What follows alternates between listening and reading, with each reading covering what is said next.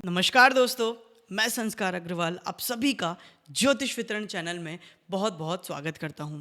तो आज का जो हमारा टॉपिक होने वाला है ना, वो थोड़ा सा डिफरेंट होगा और ऐसे ही हम वीडियोस डालेंगे और आपको हर एक दिन एक नए टॉपिक के साथ कुछ समझाने की कोशिश करेंगे। तो आज का जो हमारा टॉपिक है वो है मंगल ग्रह। मंगल ग्रह के बारे में आज हम जानेंगे अच्छे से। आप सभी ने ये तो सुना ही होगा, मंगल एक ऊर्जा है, मंगल क्रोध है, मंगल लड़ाई है, मंगल वॉर है।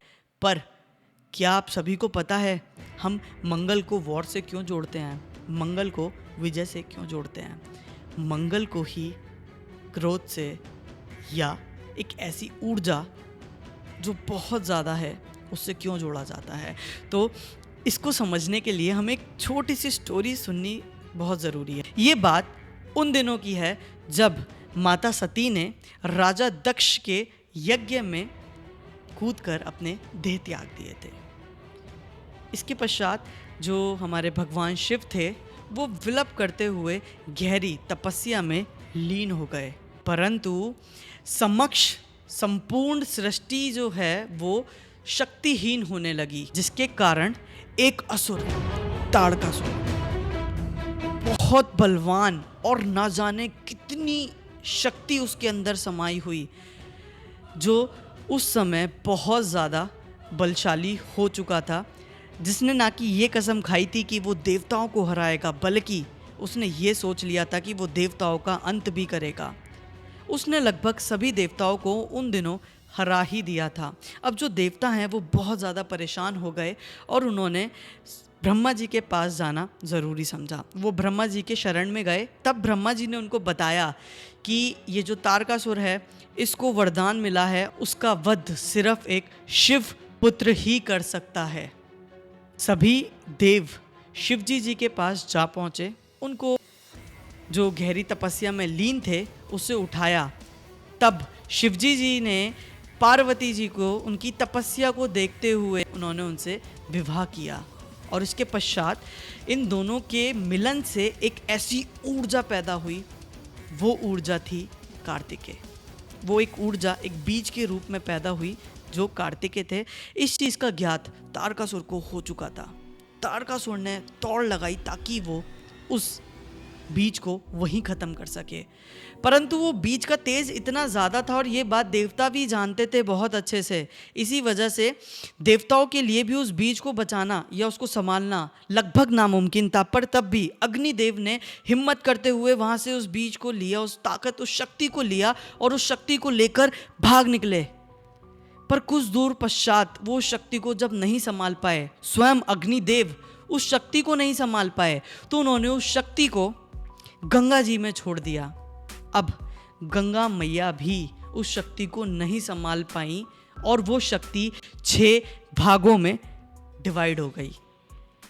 हाँ जी, इसी वजह से कार्तिकेय जी की हम बात कर रहे हैं और इसी वजह से कार्तिकेय जी को षडानन के नाम से भी जाना जाता है। तो जब वो शक्ति 6 भाग में डिवाइड हो गई, 6 भाग में अलग अलग हिस्सों में बट गई, तब वो एक ऐसे जंगल में पहुंची जहाँ पे असुरों का जाना पूरी तरह से वर्जित था। वो असुरों के रीच बोल सकते हैं, असुरों की पहुंच से बहुत दूर था। तो उन 6 शक्तियों को कृतिकाओं ने पाला। जैसे जैसे वो शक्तियाँ बड़ी हुई, शिवजी जी वहाँ पर प्रकट हुए। उन्होंने बताया कृतिकाओं को दरअसल इनका जो मकसद था वो तारकासुर का वध करना था और ये 6 शक्तियों में विभाजित हो चुके हैं। तब शिवजी जी ने उन 6 शक्तियों को वापस से एक किया और कार्तिकेय जी को वापस अपने साथ लेके गए और देवताओं का सेनापति बनाया, युद्ध का सेनापति बनाया। यानी कि जो देवराज इंद्र थे उनकी जो सेना थी उसके सेनापति कार्तिकेय जी ने बहुत विशाल युद्ध हुआ, आखिर में तारकासुर का वध कर दिया। तो ये हमारे कहानी थी कार्तिकेय जी की। कार्तिकेय जी को हम मंगल की तरह मानते हैं। क्यों? हमारे जो विष्णु हैं उनके 9 अवतार हैं। हम जो बेसिकली 9 अवतार, हम वो अवतारों की बात करेंगे जो हमारे ग्रहों से रिलेशन रखते हैं, यानी ग्रहों से संबंध बनाते हैं। ये वो नव अवतारों की बात हम यहाँ पर कर रहे हैं।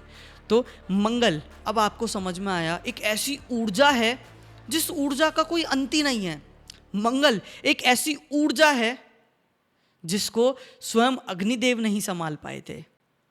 तो आप लोगों को अभी यहाँ पर समझ में आया कि मंगल एक्चुअल में इतनी शक्ति क्यों रखता है। इसीलिए बोलते हैं एरिस साइन कुंडली में जिस भाव में जाके गिरता है उस भाव से प्रति शक्ति सबसे ज़्यादा आप अपने जीवन में फील करते हैं। This is the power of Mangal. Kartikeya ji को इसीलिए हम, जैसा हमने अभी देखा, कार्तिकेय जी सेनापति थे उस युद्ध के, यानी देवताओं के बेसिकली। तो जो मंगल है इसीलिए उनको सेनापति बोला जाता है।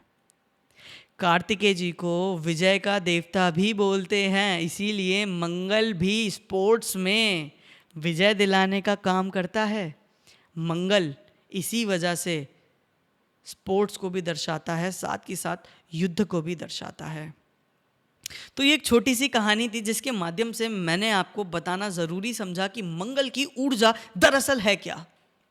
अब जो ये ऊर्जा है ना, जब भी आपके दिमाग में मंगल आएगा आपको समझ में आएगा कि ये ऊर्जा कहाँ से आई। तो आशा करता हूँ आप सभी को मेरा ये लेक्चर बहुत अच्छा लगा होगा, और अगली बार से कभी भी किसी ग्रह को रटने की कोशिश मत करना। जब भी कोई ग्रह समझना हो, आपका संस्कार आपके साथ ज्योतिष वितरण चैनल में यही मिलेगा। और हम ऐसे ही सारे ग्रहों की कहानियाँ, सारे ग्रहों के अवतार हफ्ते में अपलोड करते रहेंगे। इसके लिए हमारे पास एक कोर्स भी है, अगर आप चाहते हैं उस कोर्स में पूरा डिटेलिंग में बताया जाएगा कि जैसे एरीज यानी मेष राशि है तो वो किस भाव में गिरेगी, कैसे फल देगी, क्यों देगी, वो थोड़ा डिटेल में आपको बताया जाएगा। पर आप सबको अभी उसके लिए थोड़ा सा इंतज़ार करना पड़ेगा, क्योंकि पहले मैं यूट्यूब पे ये नव अवतार की कहानियाँ जो कि पुराणों से उठाई जाएंगी और आप लोगों को बताई जाएंगी। ठीक है जी। तो आशा करता हूँ आप सभी को ये बहुत अच्छे से समझ में आया होगा, और अगली बार ना मंगल का जैसे ही नाम ले तो आपके दिमाग में, आपके जहन में ये कहानी ज़रूर होनी चाहिए। नमस्कार दोस्तों, मिलते हैं आप सभी से अगली स्टोरी में।